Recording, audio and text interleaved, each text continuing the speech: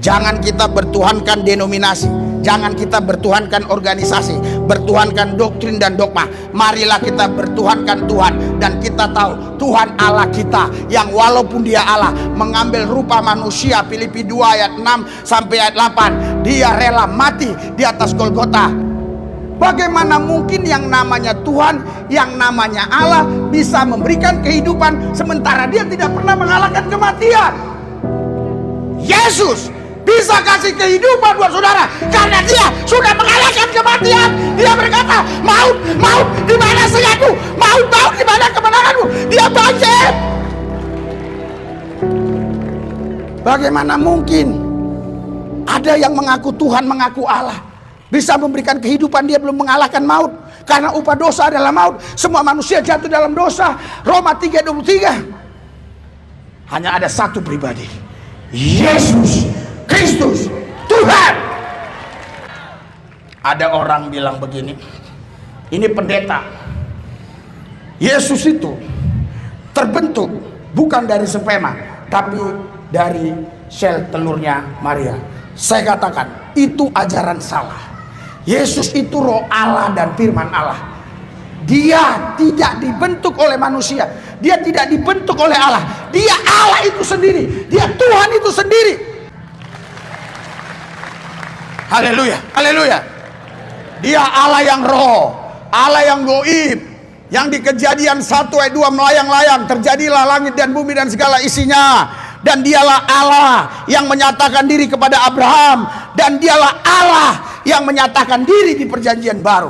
Dialah Tuhan Allah yang menyatakan diri, namanya Yesus Kristus Tuhan. Berikan tepuk tangan buat Yesus. Haleluya. Saya belum pernah dengar ada Tuhan yang mengalahkan kematian, tapi Yesus mengalahkannya. Haleluya, haleluya. Saya mau katakan, Yesus mati bukan karena dibunuh tentara Romawi. Baca Matius 27 ayat 50 dan seterusnya. Yesus mati karena menyerahkan nyawanya. Kalau dia nggak menyerahkan nyawanya, dia nggak bisa mati. Karena dia sang firman itu, dia roh itu sendiri. Makanya ketika dia bangkit, Kisah Rasul pasal 16 ayat 7, di situ muncullah roh Yesus. Di situ baru muncul roh Yesus. Dan setibanya di Mesia, mereka mencoba masuk ke daerah Betania, tetapi roh Yesus tidak mengizinkannya. Roh Musa nggak bisa, roh Abraham nggak bisa, roh Daud nggak bisa, roh nabi-nabi manapun nggak bisa. Kenapa?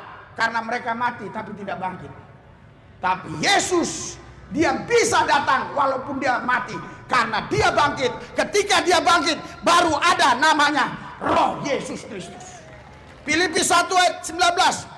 Di situ dikatakan roh Yesus Kristus. Karena aku tahu bahwa kesudahan semuanya ini ialah keselamatanku oleh doamu dan pertolongan roh Yesus Kristus. Haleluya. Bahkan saudara, di dalam Roma pasal 8 ayat 9, di situ dibilang roh Kristus Yesus.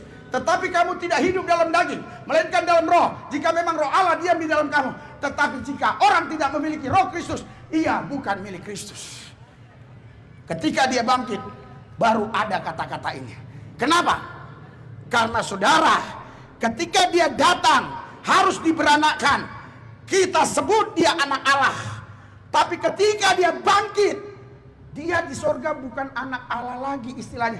Dia sudah Allah itu sendiri. Allah yang datang ke bumi, yang mati sebagai anak manusia, bangkit, saudaraku yang saya kasih, menunjukkan dia Tuhan Allah yang tidak dikalahkan oleh gravitasi bumi, yang tidak dikalahkan oleh maut. Dia katakan, maut engkau sudah kukalahkan.